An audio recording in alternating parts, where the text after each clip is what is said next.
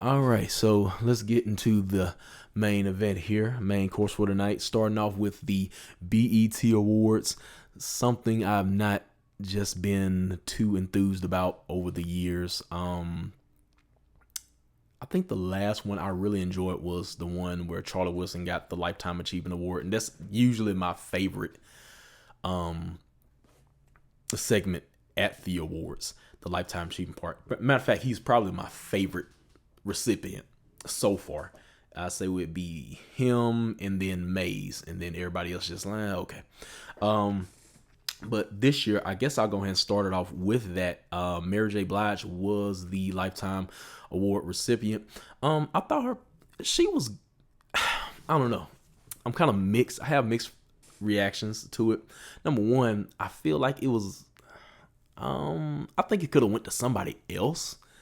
I don't know. I guess it depends on how you think about it. Should it be who should you give that award to as far as priority wise?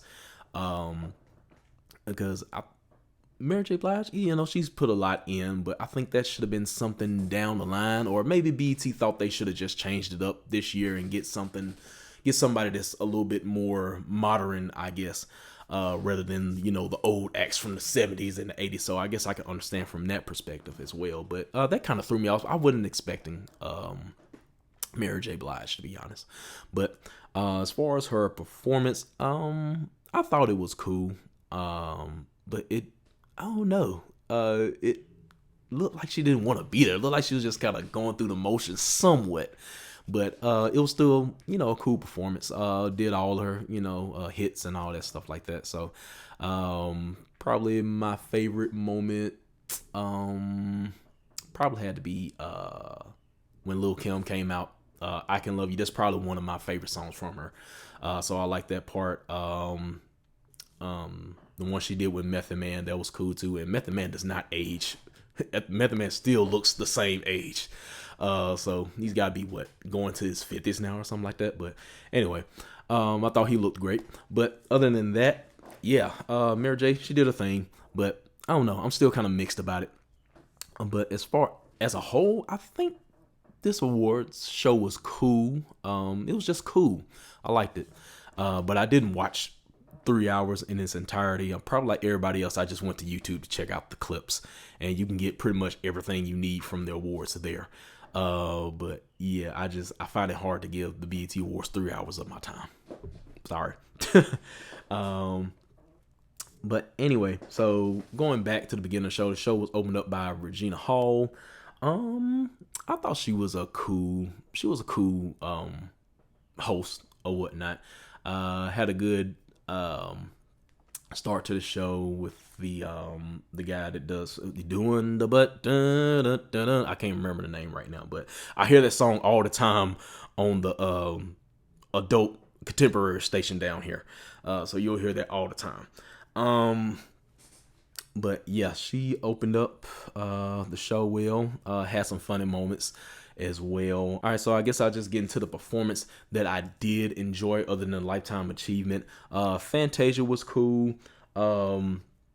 The Migos, I thought they did their thing. Offset was funny at the beginning of the show, where he did, his little pop lock thing and all that stuff like that. Because I don't know, maybe he wanted to dance. I think he just said, you know what, I want to dance tonight. I think that's what Offset said, because he was all over the place tonight. He was in two separate performances, one with Cardi B, with Press and Clout. That was cool. Cardi B, always her performances are A1. What can I say? Migos, they did, what's it? Pure Water. I think that's the name of the song, like some new song they did with DJ Mustard. And that was cool too. I like the part where they did the little two-step things. I thought that was tight. Other than that, the Nipsey Hussle tribute was cool as well with Marsha Ambrosia. DJ Khaled, man, I like that he brought that tribute to Nipsey Hussle on his album as well. That's probably, other than that, it might be one or two songs that I actually like on that album. I really haven't liked a DJ Khaled album since Holy Key. That was the last album I reviewed on here. I thought that album was well balanced, but after that, he hasn't really put out anything that has captured my attention as a whole. But I might have to talk about DJ Khaled later. But yeah, DJ Khaled. Also, let's see. Her and YBN Cordae, they had a good performance as well. And out of all the YBN, because I think it's like 10,000 YBN somethings, he's the only one I really pay attention to. So, yeah, his performance was good. But other than that, I don't think it's any other performances that really stood out to me. Oh, well, Meek Mill. Meek Mill was cool too as well. But that's pretty much about it. The one I probably liked the least was the Baby. I still haven't gotten into him. I don't get it. I'm sorry. I tried, but right now it's still a no with the Baby. I didn't get it. So I really wasn't into his performance that much. But that was probably the only one that I was just like, okay. All right, so let's go ahead and talk about these awards. Just some that caught my attention. Best Female R&B went to Beyonce. I felt like that was like, really? I don't know. Did Beyonce really do anything this year? Besides, okay, she did the joint album with Jay-Z. I know she did the Netflix thing. But other than that, I don't think I really heard anything from her this year. I don't think she really just made that much of an impact. Not more than LMA or her has this year. I think either one of them should have won that, but it is what it is. But my pick would have been LMA, to be honest. So best hip hop went to Nipsey. I kind of felt like they did this just because, he died.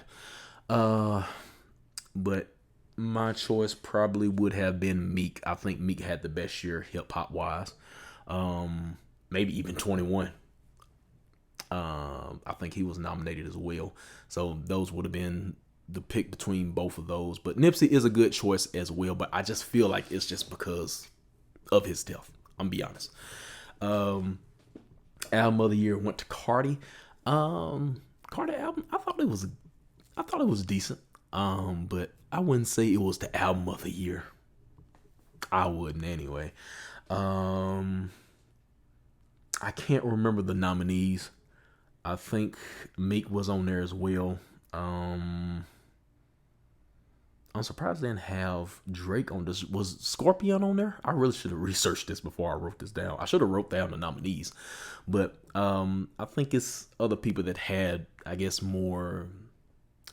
It depends on what you base it on. Are you basing it on popularity? Are you basing it on impact? Are you basing it on sales? Are you basing it on quality of the music? But yeah, I mean, you can let her have it, but I don't necessarily agree with Cardi for album of the year. Maybe female hip hop or something like that. Yes, which I think she did win, if I'm not mistaken. Video of the year, Childish Gambino. I agree with that one, but I think they should have put Joyner Lucas on here as well. I don't know why they didn't even mention him at all. Joyner Lucas has the best videos, bar none. So, but anyway, video went to Childish Gambino. Young Star Award. This was kind of funny because Marsha Martin. I like her character on the Blackish. And I still gotta watch that movie. I think it's called Little. I think that's the name of it. I still haven't watched it yet. But just that facial expression she got when she got to work. I don't even know if I did it right, but I've been seeing that on memes like all week, so I thought it was real funny just to mention that. But other than that, yeah, BET Awards, it was solid, I guess, this year. But as far as award shows goes, I'll at least say that BET Awards and probably the Soul Train Awards, which I favor a little bit more than the BET Awards. Those are only two award shows that I really tune in to see. The VMAs, I don't watch that anymore. I think they have VMAs and VMAs or Video Music Awards, right? And then there's the Movie Awards or something like that. But yeah, I totally don't pay attention to MTV anymore. But anyway, yeah.